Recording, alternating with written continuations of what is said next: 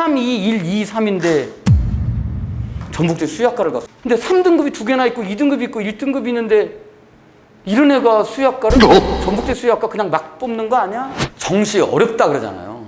어렵다 말만 하는데 정말 그렇게 어려운 건지. 내신 문제는 학생들이 선생님 수업을 열심히 듣게 하고 싶어요. 선생님 입장에서는. 내 수업 잘 듣게 만드는 방법이에요.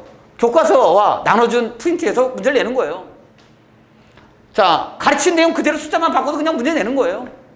성적 좋게 받으려고 하는 애들은 그냥 뚫어지게 쳐다보고 있을 수밖에 없어요. 일거수일투족까지. 심지어는 중요하다고 강조까지 주죠. 중간중간. 놓치면 안 됩니다. 중요하다고 중간중간 강조해 준 거. 그거 꼭 내요. 중간중간 미끼 던지는 거죠. 딱. 좁은 시험 범위에서 변별력은 있어야 돼요. 선생님. 또 저렇게 내면 뚫어지게 쳐다보는 여학생들 정말 많잖아요. 그런 애들 다 만점 받습니다. 또 그건 또 막아야 돼요. 그러기 위해서 구석진 곳에서 비틀어내고 너무 어려운 문제 출제하고 대진남고 수학 문제. 네, 대진남고 수학 문제 어렵기로 소문나 있습니다. 이 동네에서. 착각하거나 함정을 만들어요. 자, 내신 문제 수능 준비를 미리 시키는 경우도 있습니다. 이런 경우는 조금 그나마 준비하기가 좀 편해요. 제가 지구과학 수업을 하는데 지구과학은 이런 경우가 많습니다. 그래서 지구과학은 사실 수업하기가 좀 편합니다. 그래서 학교가 서로 달라도 같이 수업을 성적분 좀 비슷하면 같이 놓고 수업하기가 편한 게 대부분 다 이렇게 내요. 그냥 수능 준비 시켜요. 선생님들이. EBS 교재에서 변형시키거나 수능이나 모의고사 기출문제에서 대부분 냅니다. 이 부분 학교가 지구과학 같은 건 다 그래요. 그래서 아주 편해요. 제가 이제 수업하기. 예, 이제 수능 문제 볼게요. 수능 문제는 제일 먼저 문제 오류가 없도록 만들어야 돼요. 수능 문제는 첫째. 해석하기 나름의 문제 절대 안 나옵니다. 그러니까 너무 명료해요. 깔끔해요. 좋아요. 이래서 애들이 편하죠. 특정 교과서만 있는 개념 안 나옵니다. 교과서 6종, 7종이에요. 이 교과서는 있고 저 교과서 없는 거 절대 안 나옵니다. 그러니까 내용은 딱 정해져 있어요. 수능 특강, 수능 완성에서 딱 정해져 있고 그 내용에서 벗어나지 않습니다. 아니, 지구과학은 그렇다는 얘기예요. 그러니까 과학 과목은 그래요. 수학은 좀 다를 수 있고 당연히. 근데 수학도 내용만큼은 벗어나지 않고요. 영어는 당연히 지문이 달라야 되고 국어도 지문이 달라야 되니까 그것은 상관이 없습니다. 다만 영어나 국어도 묻는 내용의 틀은 수능 특강이나 수능 완성, 인터넷 수능에서 배운 내용이어야 돼요. 뜬금없는 무슨 토익이나 토플에서 묻는 방식으로 묻지는 않는다는 거예요. 이 수학 능력 시험이 수학, 학문을 배울 수 있는 능력을 평가하는 시험이에요.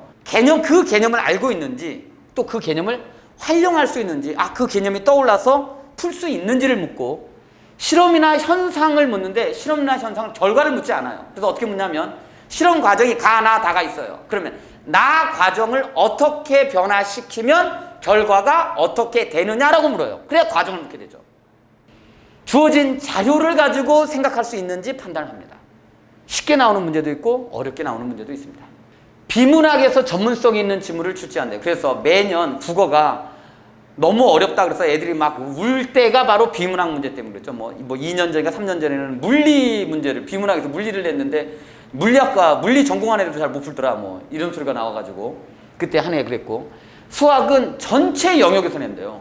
그러니까 어려운 문제가 뭐 수원, 수투, 뭐 미적분 문제인데 수원, 수투 내용 다 짬뽕을 해가지고 낸다는 거예요. 이렇게 수학. 영어는 지문의 논리적 이해, 그러니까 다시 말해서 그냥 해석의 문제가 아니라 논리적 이해를 묻는데요. 그러니까 어떻게 보면 영어 잘하는 애가 아니라 논리적 사고가 있는 애가 잘 풀 수 있는 그래갖고 빈칸 완성을 만들어낸대요. 수능 성적표 어머님들 보고 확인합니다. 수능 성적표입니다. 모의고사 성적표하고 또 다릅니다. 그러니까 학생들 모의고사 성적표 가져온 거와 수능 성적표는 다르니까 잘 보셔야 돼요. 수능 성적표는 등급은 절대평가인 영어와 한국사만 필요하고요. 등급은 나머지는 수시에서 최저 등급 맞출 때만 필요하지 나머지 이 등급은 아무 소용이 없습니다. 정시로 갈 거면 표준 점수예요. 이 표준 점수에 의해서 대부분 학생들이 대학을 갑니다. 그러니까 이 표준 점수가 제일 중요합니다. 표준 점수는 그해 시험 문제가 어려우면 높게 나타나고 그해 시험 문제가 쉬우면 낮게 나타납니다. 수능은 표준 점수만 보시면 되고 근데 100분위 보는 학교도 있어요. 그래서 그 수능 점수는 이제 두 개를 다 볼 필요가 있어요. 100분위 보는 학교도 있기 때문에 모의고사입니다. 모의고사. 모의고사 성적표는 표준 점수는 볼 필요가 없습니다. 표준 점수는 매 시험마다 달라지는 거니까. 그러니까 애가 모의고사 시험 성적표를 가져오면 100분위만 보시면 돼요. 그러니까 전국 얘가 몇 등인지가 그냥 100분위로 나오니까 100분위만 보시고 표점 볼 필요도 없습니다. 100분위입니다. 근데 일부 대학은 아직도 100분위를 이용해서 학생을 뽑습니다. 그렇지만 대부분의 대학은 표준 점수로 뽑아요. 특히 탐구 과목이에요. 과학 과목은 100분위를 활용한 표준 점수인데 100분위를 활용한 표준 점수는 100분위나 다름없었어요. 그런데 서울대, 연세대부터 이 탐구 과목도 표준 점수로 하겠대요. 왜냐하면 제도가 바뀌었잖아요. 국어도 선택이잖아요. 수학도 선택이잖아요. 3개 중에 하나. 그러면 과학 4개 중에 2개. 이리저리 선택인데 다른 거는 표점으로 하면서 과학만 100분위로 할 필요가 이제 없어진 거죠. 생각보다 경쟁 상대자가 없어요. 정시에서. 전국에 있는 애들이 다 수능 시험을 본다 그러는데 예, 전국에 있는 50만 명 가까이가 수능 시험을 봅니다. 그런데 그중에서 실제 내가 정시에서 내가 갈 대학의 경쟁 상대자는 어떻게 되는지 한번 따져볼게요. 저는 수학 미적분을 선택했고 과탐, 생물과 지학을 선택했어요. 수능에서 국어 3등급을 받았어요. 그리고 공대를 갈 거예요. 제 국어 점수가 어떤 의미를 갖는지 해석해 볼게요. 지금부터 제 국어 점수가 어떤 의미를 갖는지. 3등급이에요. 제 국어 점수 3등급. 미친지 윈지는 모르겠어요. 3등급이에요. 수시에 합격한 학생 중에 나보다 더 잘 받은 국어 점수 2등급, 1등급 다 뽑아야 되죠. 걔네들은 정시에서 쓸 수도 없잖아요. 그죠? 수시에서 떨어졌어. 수시에 떨어진 학생인데 최저 등급 맞추려고 수시밖에 몰빵해가지고 수시 몰빵해서 최저 등급 맞추려고 2과목만 공부한 학생들. 정시 쓰기 만만치 않죠.